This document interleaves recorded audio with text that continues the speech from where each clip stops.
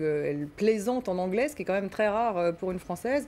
Et elle a une vraie stature dans tous ces sommets internationaux qu'elle a suivis. Bon, elle connaît en plus très bien à la fois Timothy Geithner, le secrétaire au Trésor américain. Elle connaît très bien les Allemands aussi, puisqu'elle a suivi donc, cette crise de près. Donc ça fait véritablement partie de ses atouts. Ce n'est pas une économiste, alors c'est ce que disent ses détracteurs. Voilà, c'est la seule... Une politique. 19h33 à Paris, si vous nous rejoignez, cette information. Christine donc Lagarde, qui vient d'être désignée directrice générale du Fonds monétaire international. Et c'est la première femme, il faut le dire. Première femme, cinquième française. Enfin, cinquième français. Ouais, première femme, Philippe de Sertine. Non, il y a eu il y a une femme qui a déjà pris, qui est à la tête du FMI. C'était Anne Osborne, effectivement, qui a été temporairement américaine. Bon. Voilà Christine Lagarde qui a reçu aujourd'hui le soutien des Américains. Jacques Cossard. Des biens publics mondiaux. Oui, exactement.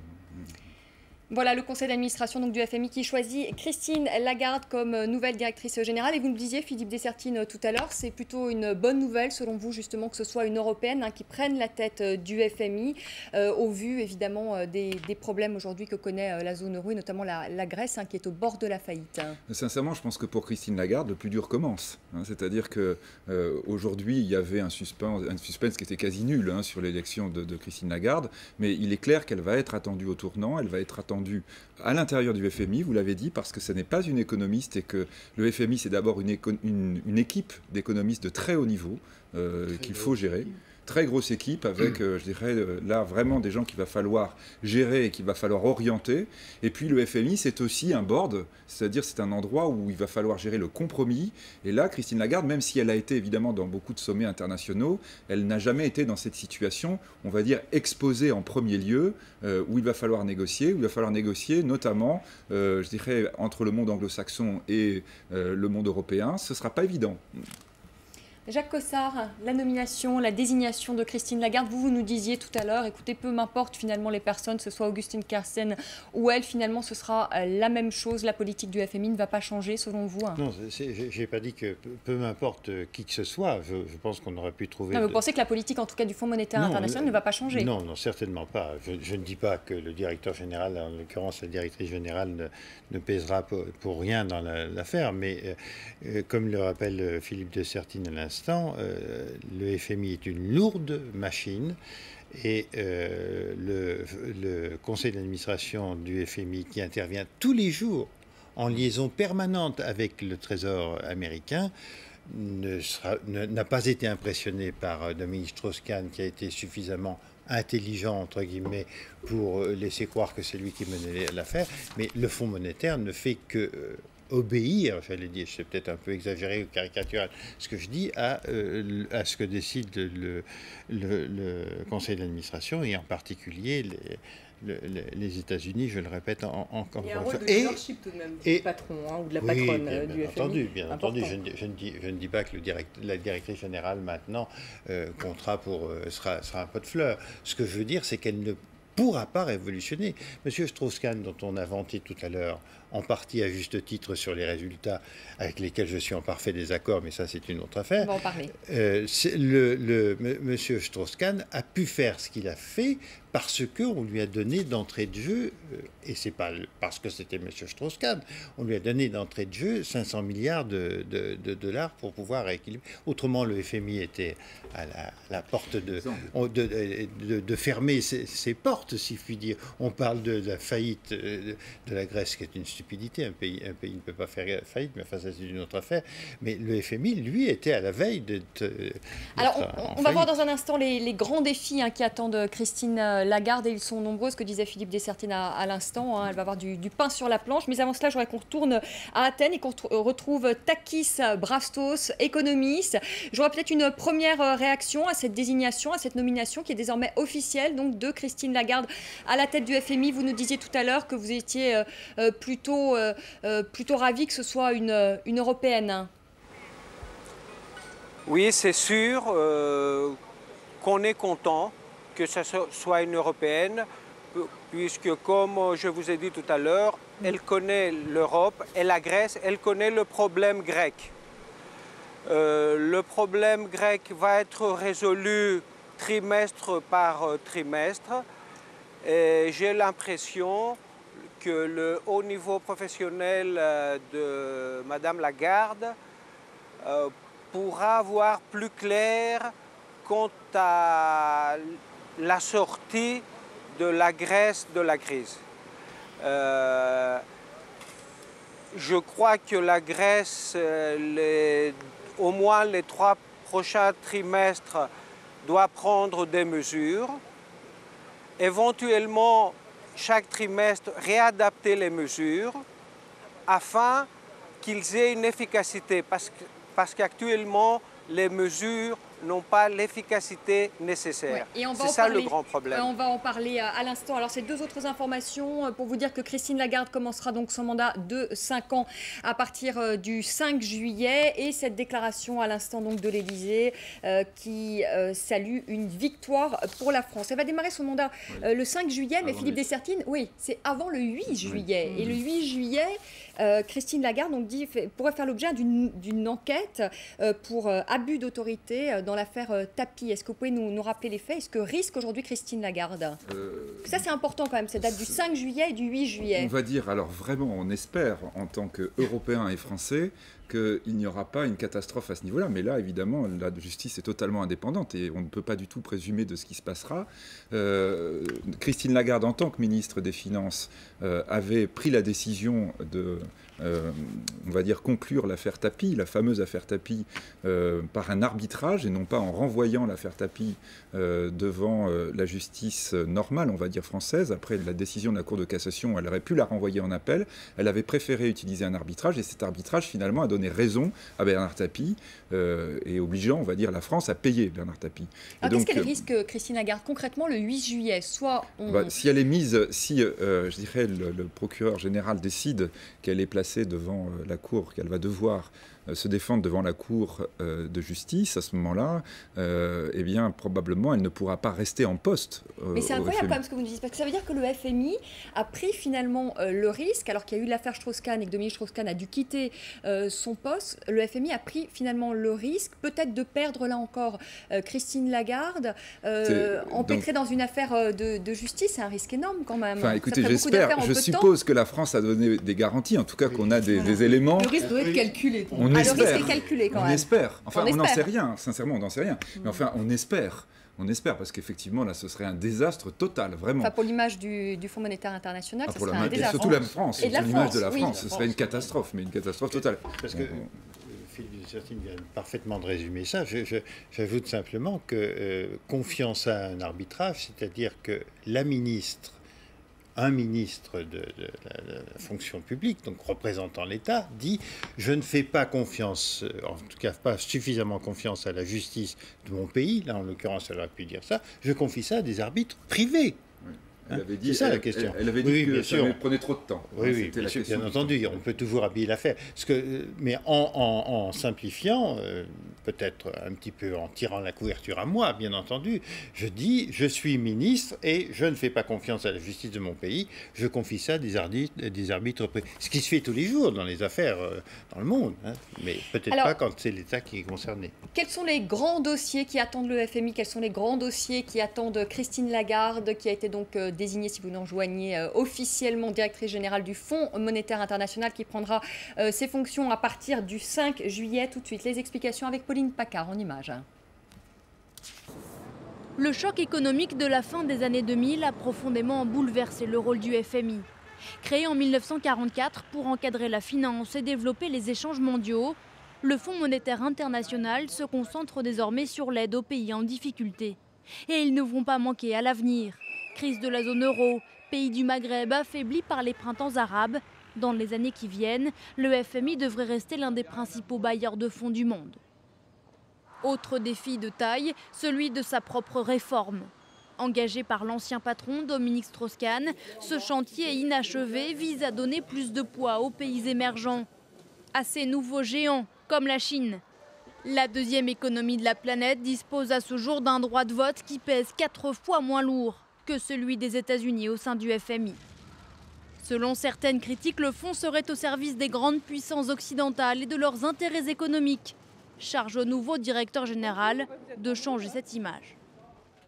Le fonds est une institution remarquable qui doit s'efforcer d'être toujours plus réactive, plus engagée, plus légitime auprès de l'intégralité de ses 187 membres. Le FMI de demain aura aussi son rôle à jouer dans la refonte du système monétaire international. En 1944, la conférence de Bretton Woods consacrait l'hégémonie du dollar, une hégémonie contestée aujourd'hui par d'autres monnaies, notamment par le yuan chinois.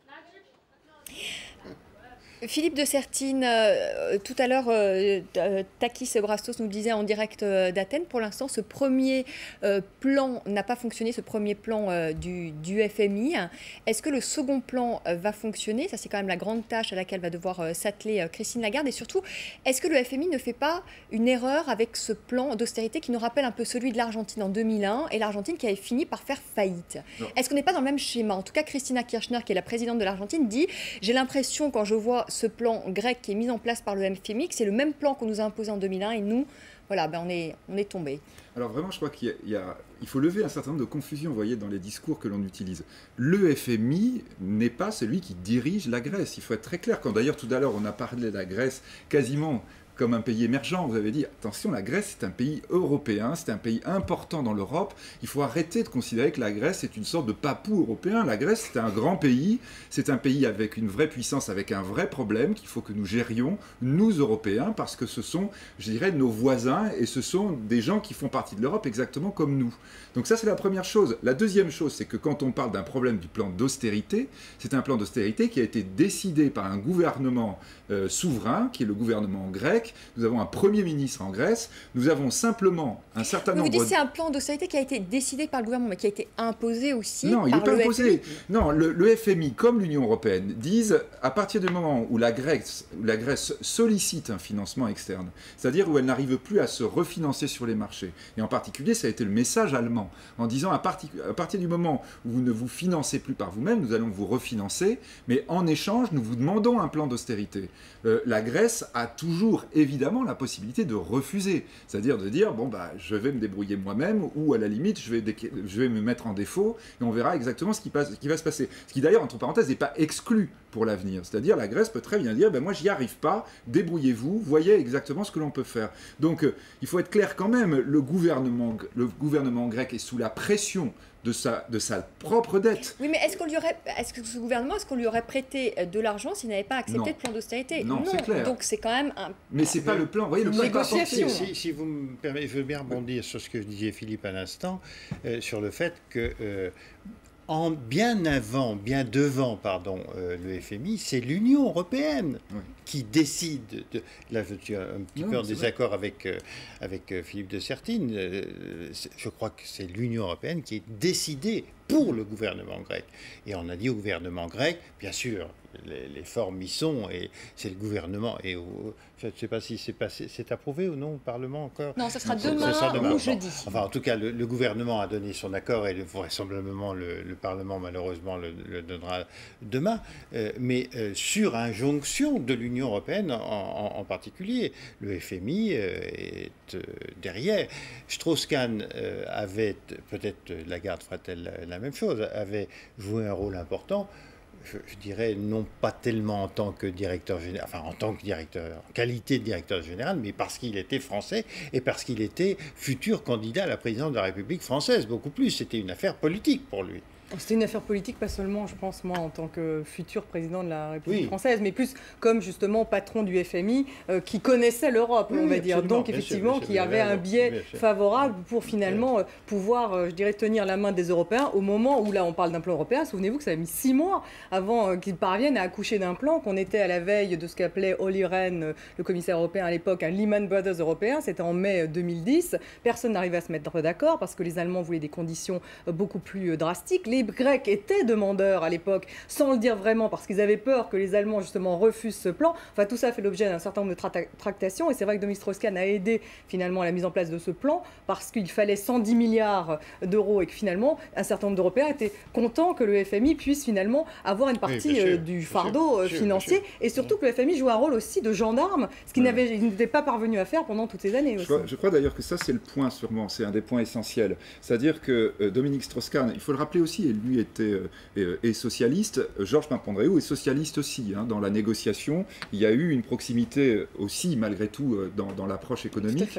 Je crois que Dominique Strauss-Kahn, notamment à Angela Merkel, avait, entre guillemets, vendu ou proposé le mauvais rôle pour le FMI. C'est-à-dire, quand on disait tout à l'heure, est-ce que la Grèce a été gouverné par le FMI, ça n'est pas vrai. Non. En revanche, il est vrai que c'est le FMI, souvent, qui a dû donner les mauvaises nouvelles à la Grèce. En particulier, par exemple, les exigences de privatisation ont bien été proposées, imposées par les équipes du FMI. Donc là, c'est vrai qu'il y a eu un partage des rôles. Il y a eu un partage des rôles entre l'Union européenne, le FMI. Ça a été incontestablement vendu, entre guillemets, par Strauss-Kahn à Merkel, en lui disant, vous avez des problèmes, parce qu'il faut évidemment, on parle beaucoup de la Grèce et on parle beaucoup de la population grecque, il faut se souvenir que plus on avance, plus on risque d'avoir des conséquences dans le reste de la population européenne. Et que Merkel notamment, c'est que dans ses élections, et Sarkozy également, savent que dans leurs élections, ils peuvent un jour avoir à, on va dire, assumer devant leur propre opinion publique les mesures qu'ils ont prises pour la Grèce. Donc Dominique Strauss-Kahn jouait ce rôle. Et probablement, c'est pour ça évidemment qu'une Européenne est tellement importante, probablement que Christine Lagarde va devoir faire la même chose. Alors Stéphanie, je voudrais qu'on revienne sur Christine Lagarde. On modifie un peu le cours de ce débat. On avait prévu de faire à quoi sert le FMI, est-il efficace économiquement, mais je voudrais qu'on revienne sur Christine Lagarde, d'ailleurs qui déclare ce soir bien que c'est un honneur et une joie pour elle d'être désignée à la tête du Fonds monétaire international. Elle a été désignée il y a de ça une dizaine de minutes. Et vous nous disiez, Stéphanie, Christine Lagarde est sans doute, en tout cas, sera plus souple, moins stricte que l'aurait été le Mexicain Agustín Kersten. Oui, Agustín Kersten incarnait l'école de Chicago, ce que je disais tout à l'heure, donc des monétaristes, et c'est vrai qu'il incarnait vraiment l'orthodoxie financière, alors que Christine Lagarde, c'est vrai, est plus dans la veine de Dominique Strauss-Kahn. D'ailleurs, elle l'a dit, c'est ce qu'elle a dit pendant qu'elle a fait campagne auprès des émergents. Il faut rappeler tout de même, on parlait du plan de la Grèce, que c'est le FMI qui a plutôt été plus souple sur les conditions justement négociées avec la Grèce dans le cadre de ce plan, plus souple que les Européens. Par exemple, il a demandé que l'Union européenne, puisqu'il a demandé à ce qu'il y ait 1 an supplémentaire à la Grèce pour qu'elle puisse rembourser ses échéances. Donc, c'est un petit peu l'inverse de ce qu'on pourrait penser au départ. Le FMI a plutôt été plus souple. Donc, est-ce qu'elle va continuer dans cette veine? Bon, c'est vrai que c'est le discours qu'elle a tenu. Aujourd'hui, on est dans le cadre d'un deuxième plan. Dominique Strauss-Kahn était un homme de gauche. Est-ce que, justement, il y a eu cette empreinte socialiste dans son programme? Je ne sais pas si... on ne fait pas de débat politique ce soir, donc je vous laisse la responsabilité de dire que Dominique Strauss-Kahn... c'est un socialiste, il avait sa carte au Parti socialiste. C'est incontestablement un membre du Parti socialiste. Il n'a pas fait, ça c'est une légende totale de mon point de vue, il n'a pas fait du tout et les Américains, les États-Unis peuvent se rassurer sur ce sujet parce qu'ils ont eu cette crainte-là, il n'a pas fait du tout une politique socialiste au Fonds monétaire international. La politique du Fonds monétaire international n'a absolument pas changé. Vous avez vu tout à l'heure indiqué à juste titre qu'il avait fait bouger, mais ça avait déjà bougé, il a donné la marque à certaines représentations. Il a été assez iconoclaste au FMI. Souvenez-vous qu'il a été le premier, non seulement à dire que la crise était grave, mais en plus à parler de plan de relance coordonné, ce qui avait suscité d'ailleurs des réactions, y compris de la part de l'ancien secrétaire au Trésor américain, ils étaient très étonnés justement de cette approche très iconoclaste pour un patron du FMI. Mais par exemple, il avait retenu la leçon des crises asiatiques de 98. Voilà, il était dans une démarche de mea culpa. Il s'est tout de même rapproché des pays. Il avait organisé cette conférence à Dar es Salaam. S'était rapproché des peuples africains, enfin en tout cas des élites africaines, on va dire plus exactement à l'époque. Des élites africaines, oui, parce que sur l'Asie, souvenons-nous que Stiglitz, autre grand connaisseur de l'Asie, a été particulièrement tendre à l'égard de Dominique Strauss-Kahn. Oui, parce qu'il a reconnu justement qu'il avait quelque part gauchisé un petit peu le FMI. Il a fait des réformes. Gauchisé le FMI Dominique Strauss-Kahn. Est-ce qu'il y aura une différence entre Christine Lagarde, qui est une femme de droite, et Dominique Strauss-Kahn, un homme de gauche, ou vous pensez qu'ils sont sur la même ligne? Jacques Cossat, vous pensez que ça ne va rien changer? Non, sincèrement, je crois d'ailleurs que le terme gauchir, effectivement, est peut-être un peu excessif. C'est-à-dire qu'il est clair que Dominique Strauss-Kahn a géré le FMI dans une période qui a été extrêmement compliqué. C'est toujours pareil. Enfin, il entre en fonction en 2007. Enfin, c'est terrible, quoi. Il va avoir à gérer la plus grave crise que n'ait jamais connue le FMI, puisque le FMI a été créé après la guerre, et donc après la crise de 29. Donc c'est vraiment une période extrêmement compliquée dans laquelle il va gérer, on va dire, l'intervention du FMI, le rôle du FMI en tant qu'institution internationale pour essayer de sortir l'économie mondiale de la crise. Il va le faire effectivement en essayant de démontrer sans cesse, en même temps une compréhension technique et en même temps une compréhension humaine ou sociale. Aujourd'hui, est-ce que réellement... cette compréhension humaine et sociale, est-ce que Christine Lagarde va l'avoir? Non, mais je crois vraiment que nous sommes dans le contexte dans lequel le FMI est aujourd'hui, comme le reste de l'économie mondiale, embarqué à nouveau dans une situation qui est à ce point tendue que, évidemment, elle devra probablement continuer. Je vous interromps par à Washington, devant le siège du FMI. On écoute David Houlet, porte-parole du FMI. Le Fonds monétaire international a sélectionné aujourd'hui Christine Lagarde comme directrice du Fonds monétaire international pour une durée de 5 ans, commençant le 5 juillet 2011. Madame Lagarde, qui succède à Dominique Strauss-Kahn, sera la première femme à diriger le Fonds monétaire international. La sélection de Madame Lagarde par les 24 membres du Conseil exécutif, qui représentent les 187 membres, a été suivie par un processus de sélection qui a commencé par le bureau exécutif le 20 mai dernier. Selon la procédure en vigueur, le bureau a reçu M. Augustin Carstens et Mme Lagarde, les deux candidates pour le poste. Durant ces rencontres, M. Carstens et Mme Lagarde ont eu l'opportunité de présenter toutes les informations qui incarnaient leur candidature. Le comité exécutif a considéré que les deux candidats étaient hautement qualifiés et a pris sa décision par consensus. Toutes les informations relevantes. Le Conseil a donc conclu en sélectionnant Mme Lagarde par consensus. Le bureau s'attend à travailler avec Mme Lagarde comme sa prochaine Managing Director, directeur exécutif.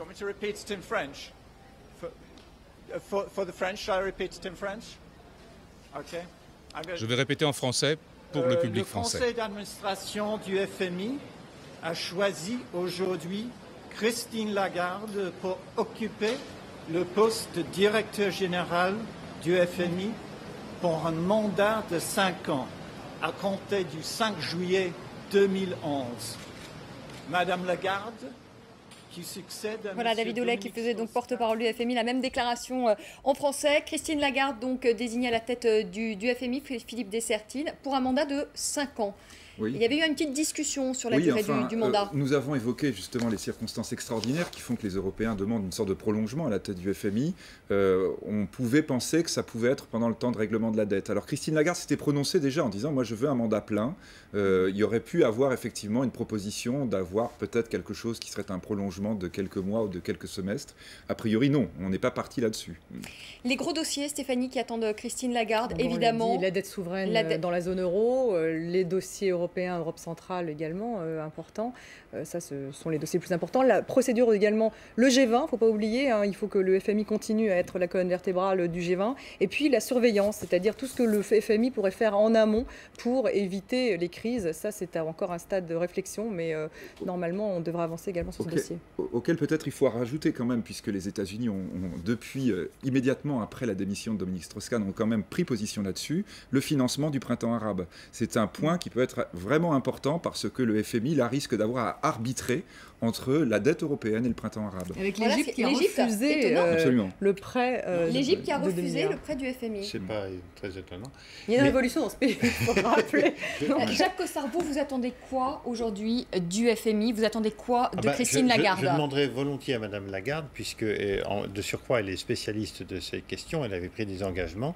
Elle est au FMI, c'est-à-dire au règlement, à l'instance qui réglemente la finance internationale, qu'elle supprime véritablement les paradis fiscaux.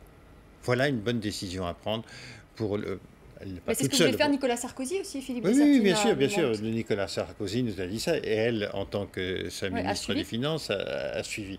Elle est maintenant la directrice générale du contrôleur général en matière de finances, il faut se dire, qu'elle prenne donc une décision.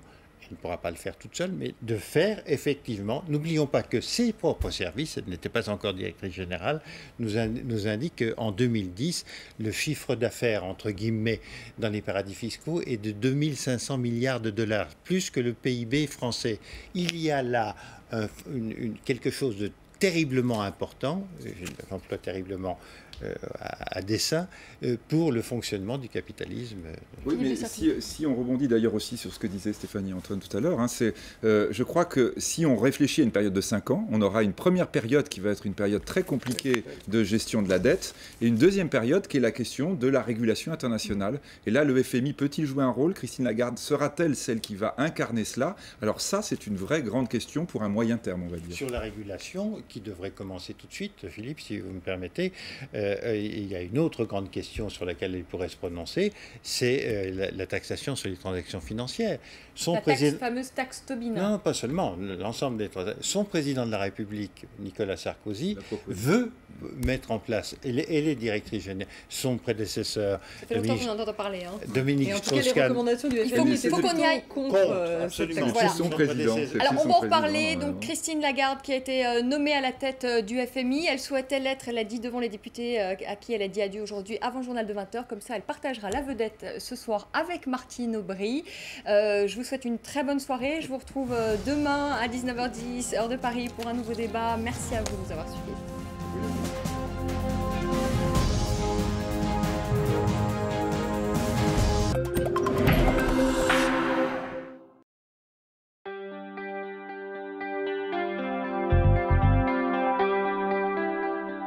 Au cœur de l'Afrique centrale et en bordure de l'océan Atlantique, la Guinée équatoriale est aujourd'hui le 3e producteur de pétrole de l'Afrique subsaharienne.